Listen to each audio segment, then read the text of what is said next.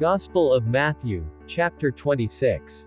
And it came to pass, when Jesus had finished all these sayings, he said unto his disciples, Ye know that after 2 days is the feast of the Passover, and the Son of Man is betrayed to be crucified.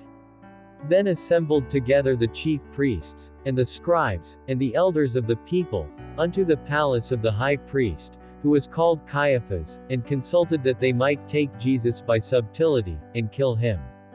But they said, Not on the feast day, lest there be an uproar among the people. Now when Jesus was in Bethany, in the house of Simon the leper, there came unto him a woman having an alabaster box of very precious ointment, and poured it on his head, as he sat at meat. But when his disciples saw it, they had indignation, saying, To what purpose is this waste? For this ointment might have been sold for much, and given to the poor. When Jesus understood it, he said unto them, Why trouble ye the woman? For she hath wrought a good work upon me. For ye have the poor always with you, but me ye have not always. For in that she hath poured this ointment on my body, she did it for my burial. Verily I say unto you, wheresoever this gospel shall be preached in the whole world, there shall also this, that this woman hath done, be told for a memorial of her.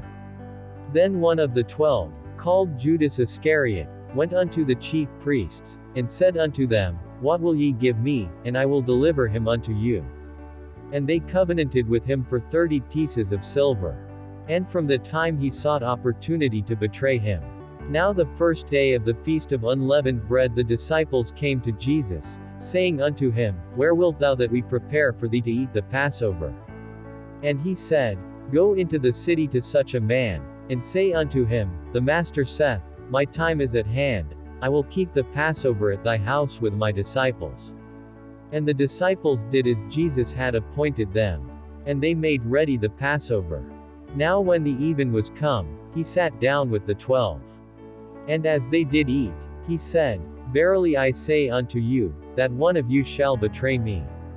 And they were exceeding sorrowful, and began every one of them to say unto him, Lord, is it I? And he answered and said, He that dippeth his hand with me in the dish, the same shall betray me. The Son of Man goeth as it is written of him, but woe unto that man by whom the Son of Man is betrayed. It had been good for that man if he had not been born.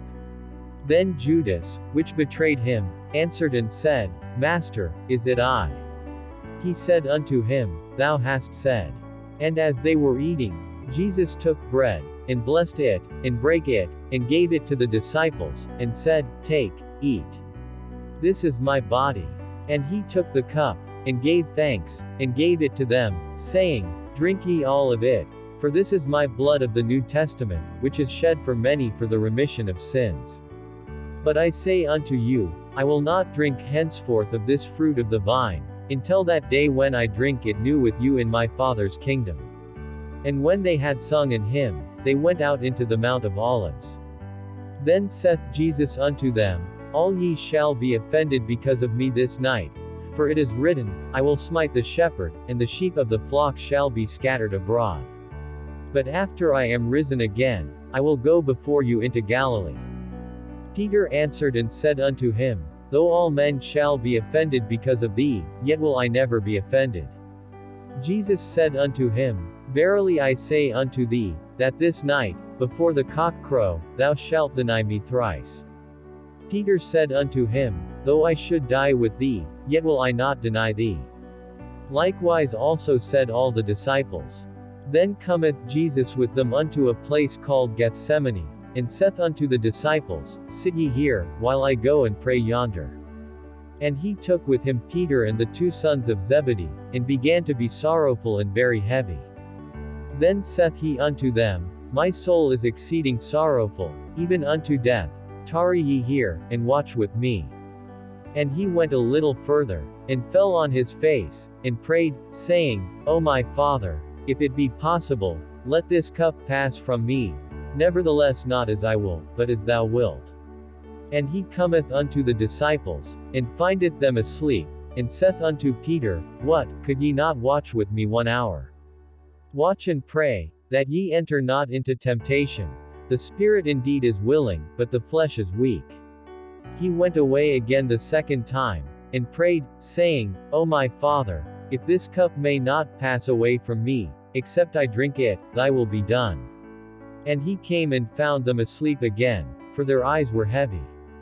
And he left them, and went away again, and prayed the third time, saying the same words.